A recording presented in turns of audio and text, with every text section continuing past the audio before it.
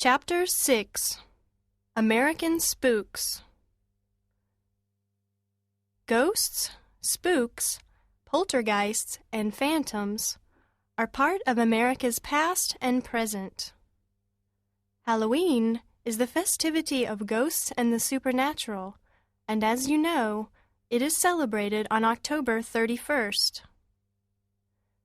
The Winchester Mystery House in San Jose, California, is the spookiest American monument to ghosts. It is a famous tourist attraction, and people say that mysterious spooks live there.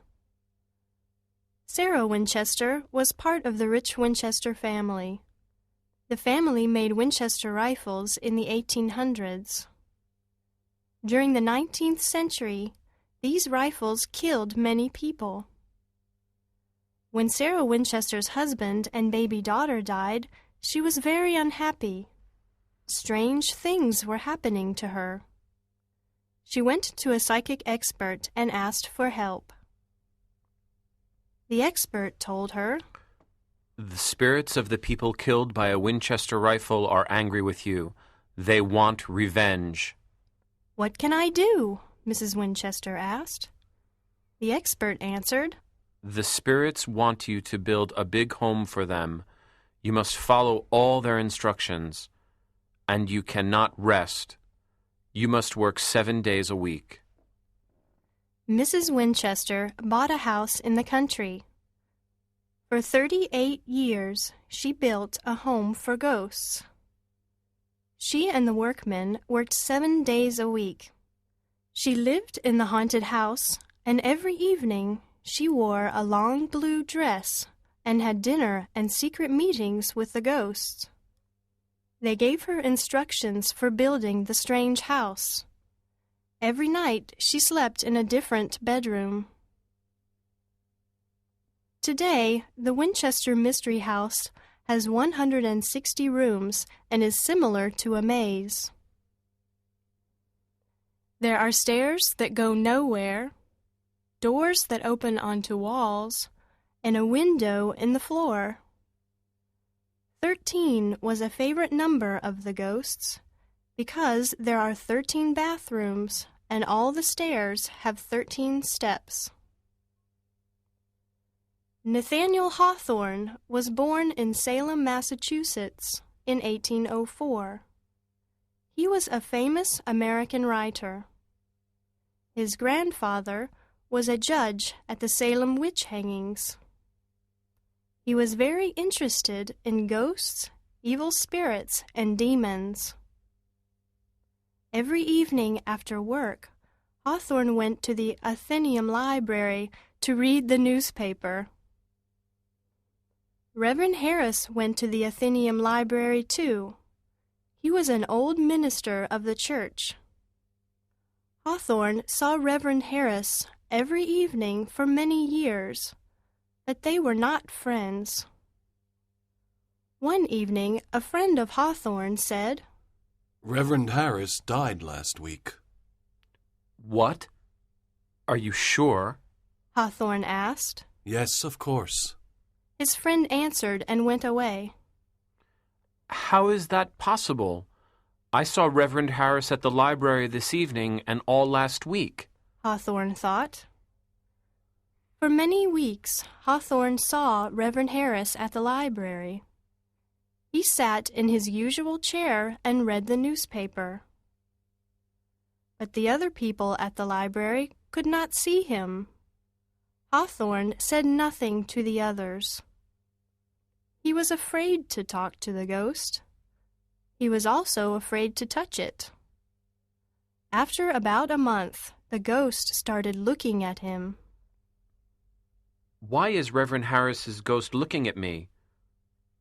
Perhaps he wants to say something," Hawthorne thought. He was confused.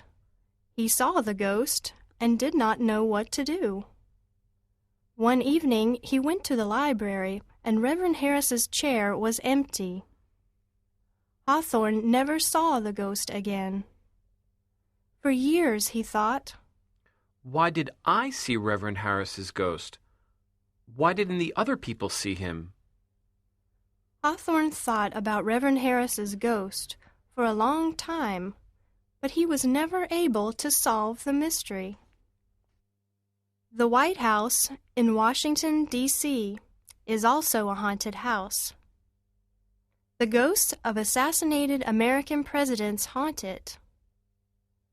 Abraham Lincoln's ghost is the most famous. Lincoln was President of the United States during the American Civil War. Many Americans loved him, but he had dangerous enemies too. He stopped slavery in America, but the Southern states did not agree with this. On the 5th of April, 1865, Abraham Lincoln had a very bad dream. He was at the White House, and he heard people crying in the next room. He got up and went to the east room. He saw a coffin in the middle of the room. Many people walked by the coffin. Who is inside the coffin? He asked a man. The President of the United States, sir. An assassin killed him. What? Said Lincoln. He looked inside the coffin and saw his own body. He was dead. He suddenly woke up. He was very scared about this dream. He told his wife and friends. On the 15th of April, 1865, Lincoln and his wife went to the theater. He wanted to relax after a long day. At the end of the performance, John Wilkes Booth shot the president in the back of the head. The President of the United States was dead. Was Lincoln's dream a coincidence, or did he have supernatural powers? In the 1920s, President Coolidge's wife saw Lincoln's face at the window of the Oval Office. He was very sad. In the 1930s, Queen Wilhelmina of the Netherlands was a guest at the White House. One evening, she heard a knock at the door. She opened it and saw Lincoln's ghost. He looked at her and then walked away. In the 1980s, President Reagan's daughter saw Lincoln's ghost too. Today, people at the White House still see his ghost in the East Room, in the Oval Office, and in the halls. Chapter 7. Spanish Spirits. Maria, Juan, and Miguel Pereira lived in the village of Belmez in southern Spain. They were farmers. On the 23rd of August, 1971, Maria Pereira was in the kitchen of her home. Suddenly, she saw an image of a human face on the kitchen floor. She tried to wash the floor, but the face did not go away. It became more visible. It was the sad face of a man with big eyes. Juan, come quickly. There is something strange on the kitchen floor, Maria cried. Her husband came quickly and looked at the floor. He was terrified. Oh no! What is this? A human face! Call Miguel! Juan said. Their son, Miguel, looked at the floor and said, What's happening? This is macabre. Miguel took a hammer and destroyed part of the floor.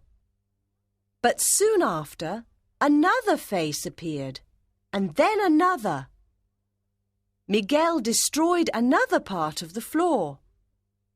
But after a few days, other faces appeared.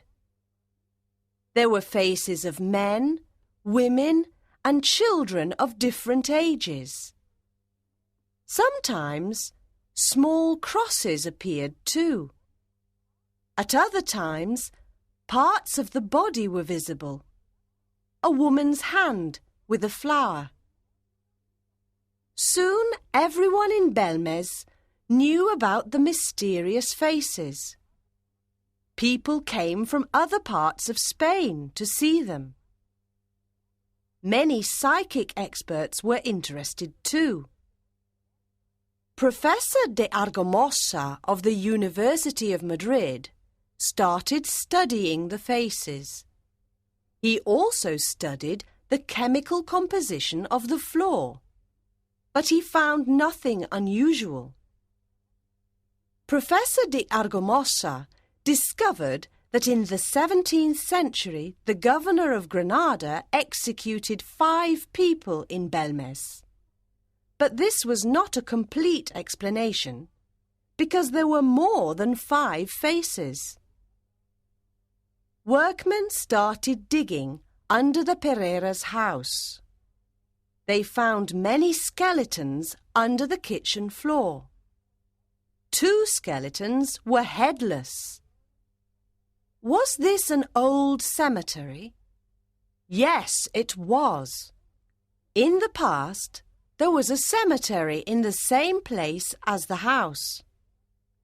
Perhaps the faces were the spirits of the dead in that cemetery. Professor de Argamosa heard horrible cries and frightened voices in the Pereira kitchen.